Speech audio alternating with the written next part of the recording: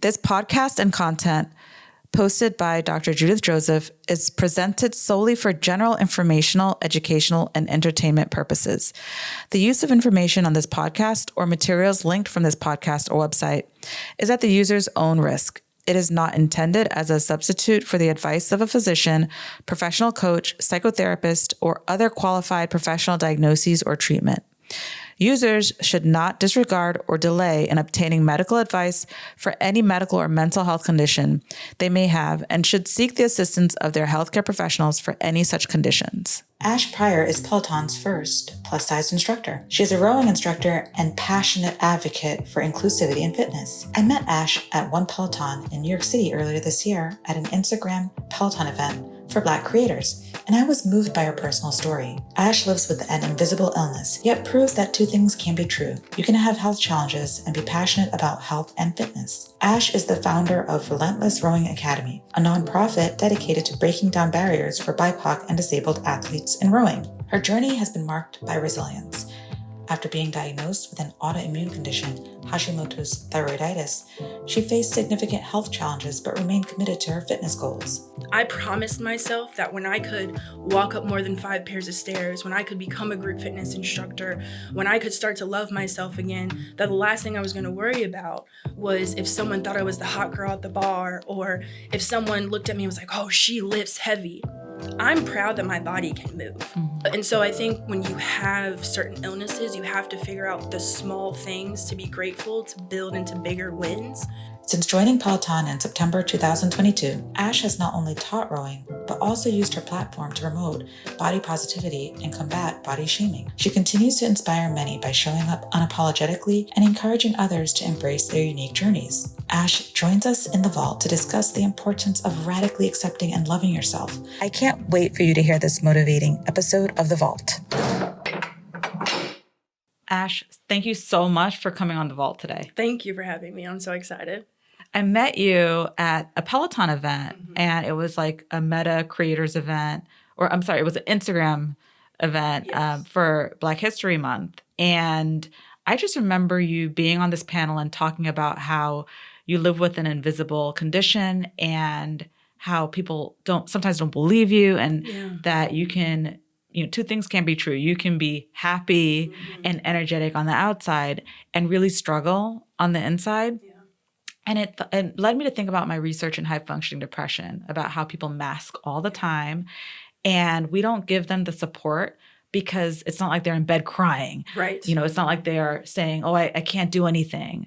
And how there's just very little support for people who still show up, still do things, but they're struggling. So tell us about your journey living with an invisible condition. Yeah, thank you so much for giving me this opportunity. I have Hashimoto's disease, which is a thyroid condition. The thyroid's right here in your throat, and it manages everything in your body. So body temperature, which is why I carry a little fan. Her name is Betsy, 3 speeds.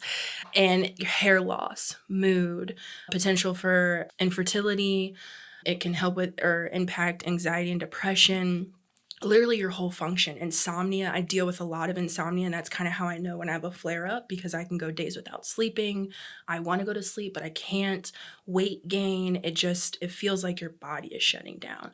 And that's honestly what propelled me to go into fitness full-time, because I'm like, I feel like I'm dying. I got diagnosed when I was 26 years old. I was a Division I athlete. I'm used to competing at a high level. I mean, I was doing everything. I could run 5Ks, half marathons. I was lifting and working out all the time. And then I went to where I'm sleeping 12 hours, or I can't sleep at all. My hair is falling out. I'm just really sad. I'm not myself. And so I got tested and realized that this was happening. And I set out and I said, I'm going to become a group fitness instructor. Like, this is going to be my fight for my life. I've got to radically change my diet, figure out holistic ways, along with getting my blood work done. And I'm like, I'm going to fight for my life again. I never thought at 26 that was going to be the case, but I did. And I worked full-time at Ohio State, and then I was working part-time at a gym, and just using that to be around people to learn. And I'm even thought to myself, I'm like, no one's going to want to take your class. Like, you look different now. You don't have the muscles you had then. But I also said, I feel like I have a story. And I have a story that many people might experience, is they don't feel like they can go after something because they don't look at a certain way. And so I'm like, I'm just going to try. And when I stepped on that stage for the first time a year and a half later, and I had people that were like, we've been waiting to see someone that looks like us. Thank you for sharing your story. Thank you for being an example that I don't have to be a size small in order to lead in this space. Thank you for being vulnerable about when your hair's falling out, being vulnerable about, yeah, right now I'm struggling with my mental health. Right now I'm struggling with just being able to walk up a pair of stairs, but I'm going to keep fighting. So I remember at the event, Yeah. someone stood up and said, thank you. Yeah. Like, no one talks about this. No.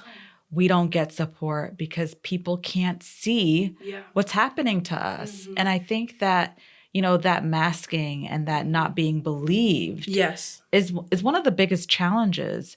What do you say to people when they're telling you, listen, people don't believe me. They think I'm lying. They think I'm just trying to get out of something. Yeah, and it's so hard. I was just telling Denise on our ride here, it was like, someone asked me a couple weeks ago, why do you fly home to Ohio for your doctor's appointments? And I'm like, I understand the reason for asking me that, but it was also so annoying that they asked me that. And I was like, well, here's a few things.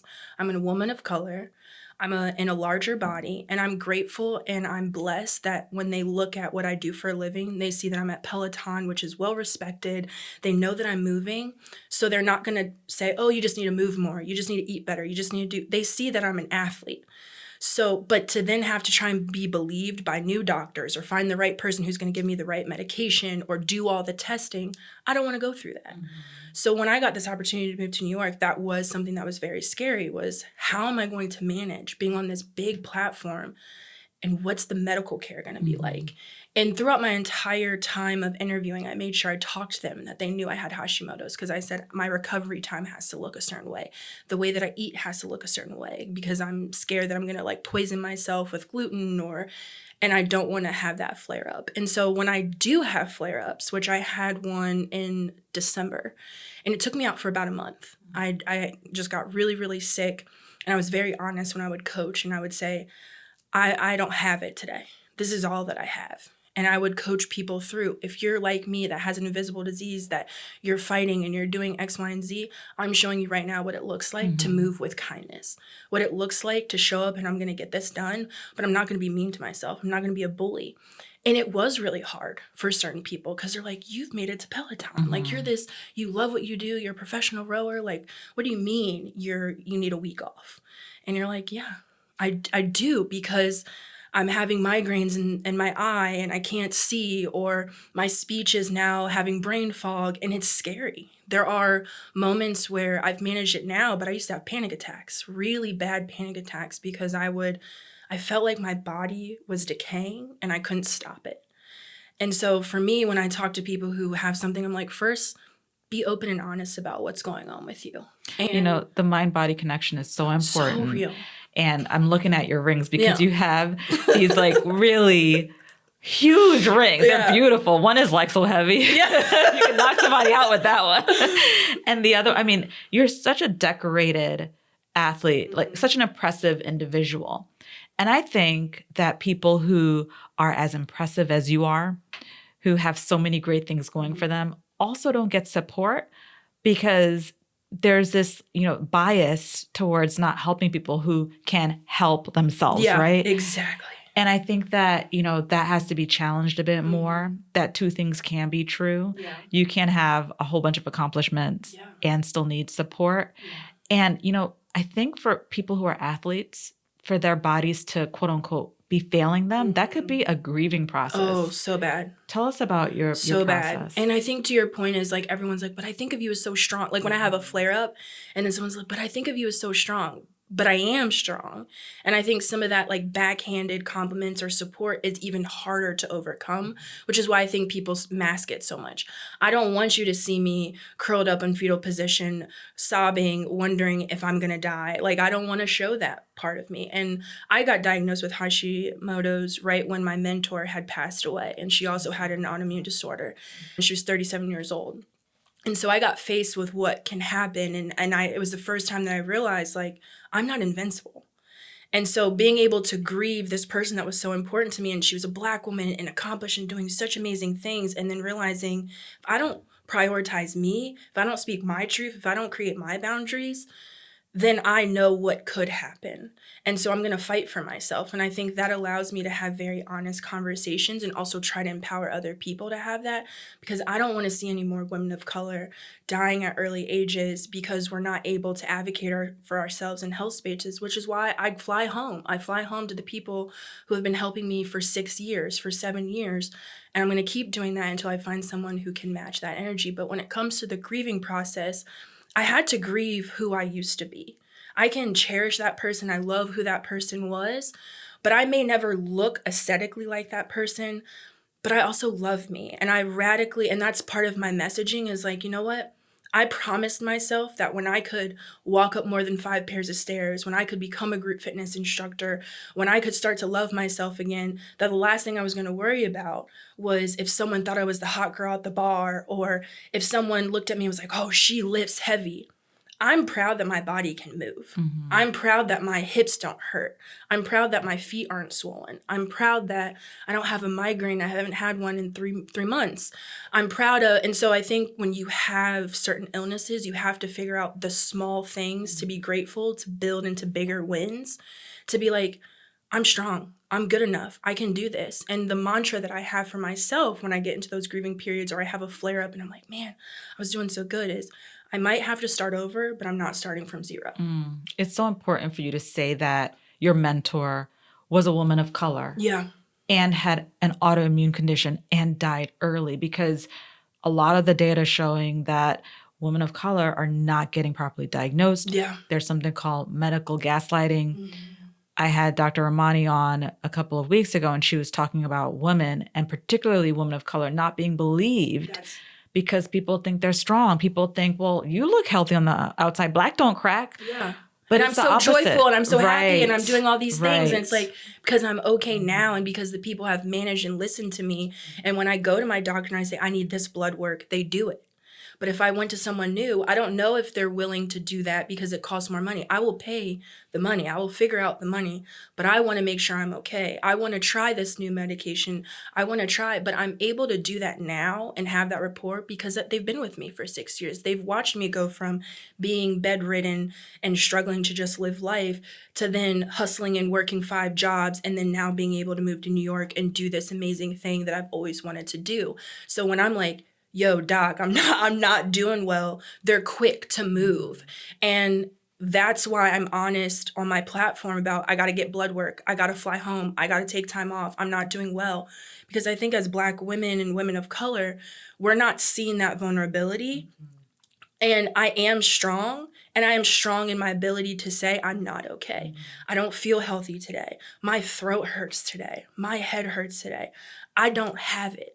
And so therefore, I'm going to sit down. Yeah. And and challenging that idea of what is healthy. Yeah. Because like you said, healthy is I can get upstairs. Healthy is I can do the things I want to do. Healthy is I can get a good night's sleep, right?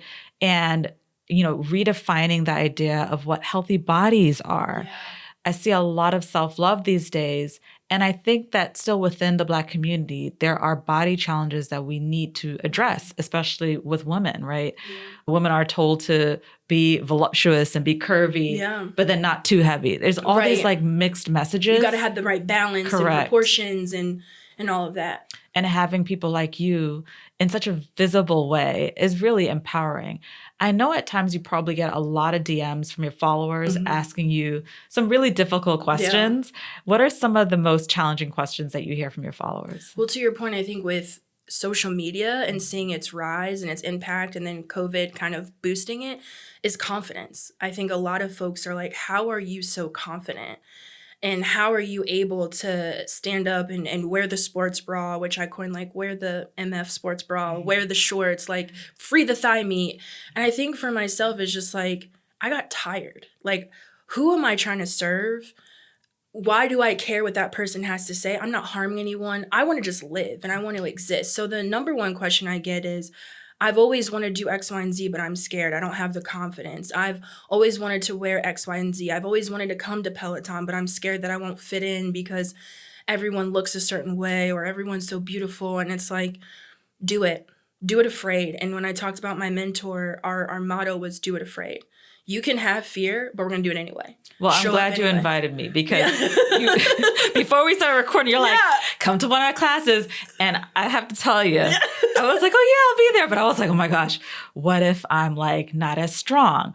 What if like I disappoint Ash? You know, I'm someone And that's what we talk about in class. And the number one thing and we talk about community building, right? One of my favorite things that I started is this series of doing these TikToks with our members. So I'll text my PA ahead of time, hey, I'm coming in tomorrow an hour before my call time. And I've got this idea for a TikTok. And I'll literally just walk around the studio and be like, do you want to be in a TikTok? Do you want to do this? Do you want to do this dance? And we've started this fun thing that they never know when I'm going to pop up to want to do a community thing. And now I have people DMing me, I'm going to be here at this weekend. Are you going to do this video?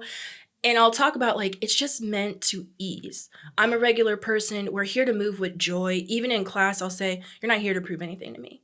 You showed up, you gave your time, your talent. I want you to find joy today. I want you to bust through whatever it is that you want to do. It's not about me.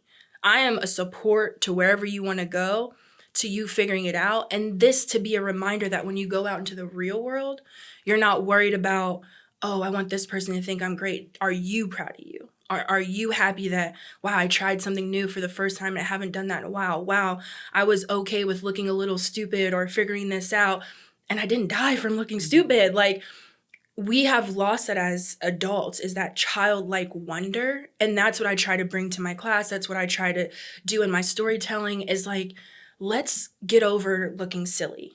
Let's just exist and have fun and make it to new heights together, you know? So, and you're not going to disappoint me. You're going to do great in class and you're going to be strong. Well, you know, I did a recent reel on gym anxiety, and full disclosure, that was based on me growing up, because I always felt like my siblings were more athletic than me, that I was kind of like the nerd, and like, it's challenging for me. So like when I try something like that, I usually am wearing something where you can't recognize me. I'm in the back. Like, we'll put you in the row right in front of me, but I'm going to see you. But honestly, also like I was surprised at how diverse Peloton was. Like when we went to that event and I saw all these like people, like Black women, I was like, really? Peloton's like that? So tell us about some of you and your colleagues have really changed the face of some of the sports at Peloton. So tell us a bit about that. Thank you. I'm always so excited to hear that and feel that. No, I think I'm Peloton's first plus size instructor, and I'm really grateful. And I think one thing I really stressed during my interview process, because again, it's very long, you don't just pop up at Peloton. There's a very strong and hard vetting process. But I decided if they were going to pick me and they were going to have me do this, I need them to know what they're signing up for. So they knew I had Hashimoto's. They knew what I cared about when it came to representation. You're putting a Black woman on a face of a very white, waspy sport. I'm knowledgeable, I'm capable, but I need you to be prepared. And I think the beautiful thing about Peloton and what I love about the community is they rally around, how do you help me be the best in understanding? And that means understanding different cultures. That means understanding different mindsets, different types of coaching. We have over 50 instructors. We don't all coach the same, and we don't all experience the world the same way. And the fact that we can bring that on a platform to help get people thinking and having critical conversations is huge. You know, the fact that on Friday I get to lead a fitness class all around mental health is huge. The fact that I can do a Juneteenth row, the fact that I can do an Afrobeats row. And I love that. The fact that I can bring my authentic self and then mash it with something that maybe that's not what you associate when you think of rowing. You may not associate Afrobeats or Caribbean or, you know, or the fact that I'm a Black woman and I was teaching country rows before Beyonce dropped her album, you know, and people would look at me like, do you actually like country? I'm like, I'm from Ohio. Yes. And so I think it's really cool because we get to dismantle some of this thinking and this ideology. The fact that people are like, you teach country, do you like country? Why are you doing this? And I'm like, people of color can experience more than just one thing. I was like, I went country line dancing every Thursday. And so I think, but that allows us to have more critical conversations. And for my colleagues, I think we all lean into that. And the community is so great about showing up to events like what you came to learn. And we do a great job around these important topics to say, let's come together. Let's figure this out. Let's get a little uncomfortable, and I'm really grateful to be there. Well, it's important to have all these different ways to move because, and you know this because you say it, movement is medicine. It is. And in some studies, movement and certain exercises and certain foods are better than medication for your mental health, for your physical health. So you have to have different ways to move because we all move differently. Yeah. Tell me about a time in your life when you were really struggling on the inside and on the outside, everyone thought, oh my gosh, she's doing so well. I want to be like her. Like she's got it all figured out. And you knew on the inside you didn't. And how did you get through that? Ooh, you're about to make me cry. I got the lashes on. No, I think it goes back, and honestly, this is a catalyst to where I am today. My junior year at Ohio State, I just come off of winning a Big Ten championship, got an athletic scholarship as a walk-on, like killing it. I came in my junior year, I'm like, oh, I'm gonna do so great. Like I'm ready to crush it. We're gonna go get a national championship. All these things, right? I'm doing well in school. I'm hitting Dean's List. Like it'll be great. And I took a specific class. I do not remember what was shown, but I remember it just triggered something inside of me. And I had to end up leaving class, and I messaged the professor and I was like, I'm so sorry. Like, this is what happened. I had to take a moment away. And I didn't really know this professor. It was kind of early in the semester. And it was the first time that I kind of got support. And I was also able to be vulnerable about some things that were happening to me or had happened to me. And at that time, we didn't have conversations like this around mental health or trauma, and especially culturally, it was like, what happens in this house stays in this house. You don't share that with the world. And historically with people of color, people didn't care about the things that we went through. So you better learn how to stuff it deep, go on and do what you needed to do. And so at that time, too, with being an athlete at Division I level, we got a job to do. So now I have all these cultural things, and I've just awakened all of this experience, and I'm trying to figure out how to manage it. And I didn't tell my teammates, I didn't tell my coaches. And so I'm secretly struggling, but everyone thinks I'm doing great. I started not being able to sleep, started having nightmares, didn't want to talk to the sports psychologist, but then ended up going to therapy on my own. But then my family is like, just pray. And you're like, I can pray and also go see a therapist, right? Like Jesus gave them a gift. Like, let me utilize the gift. And so I think for me, that time was so critical that it allowed me to understand that when I allow people to show up for me, they will. And the importance of not keeping everything locked in. And that began my healing and sharing my story in deeper ways and being able to talk to my family about these are things that I experienced. And I need us to talk about it because it's eating me alive now. And I was able to, and it was the first time from a professor that told me it's not my fault, right? And to get certain healing that I needed. And then I had a big meltdown in one of our testing. I had a panic attack because I'm keeping all these secrets. Like I'm trying to heal, but I'm not telling everyone what's going on. And I sat with my trainer and one of my assistant coaches, and she's like, you don't have to torture yourself. You don't have to do all these things and take on these things. And I just look back and I'm like, I wish I would have taken the opportunity in that moment to say, this is what I'm going through. I'm struggling right now because I'm coming to terms with some of the things that have happened to me before I got here. And I'm grateful that these memories have been awoken and the healing can happen, but I don't feel like I can share that. And so I became very quiet, very distant, wasn't performing the way I wanted. So I went from this shining star to this why are you crumbling? And then when I wanted help from certain people, it's like, learn how to put it over here and handle business.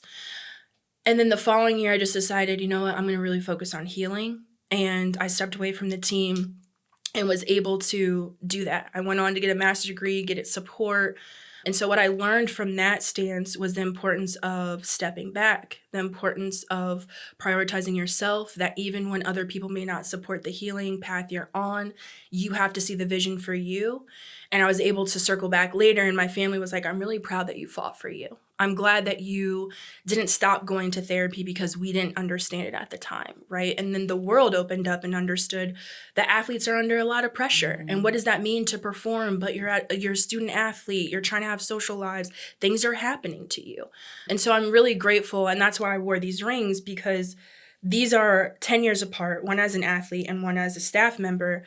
And I love that because while I didn't always fully get to share my experience and finish out that chapter, I was able to come back as a staff member and help someone who might have been me to keep going, to have that support, to say, hey, I noticed something shifting in you. What resources do you need? How can I support you? And to leave Ohio State to come to Peloton and win this championship was like, I've done it. I've closed the chapter in that healing, but also now I've unlocked this sense of I can tell my truth. I can say the things that I need to say, and the people who need to hear that will receive it. Well, somebody listening right now needed to hear that. They needed to hear that slowing down and prioritizing their health and their well-being is not quitting. No. That it is okay to cry, that it is okay to slow down. It is okay to say no, because sometimes saying no to something else is saying yes to you. Yeah. Where can we find you? Where can we follow you? Yeah, you can find me on Instagram at @Pryor_, that's me. And same thing for TikTok. Thank you so much. This was such a beautiful episode, and you are so inspiring. Oh, thank you. Thank you for having me.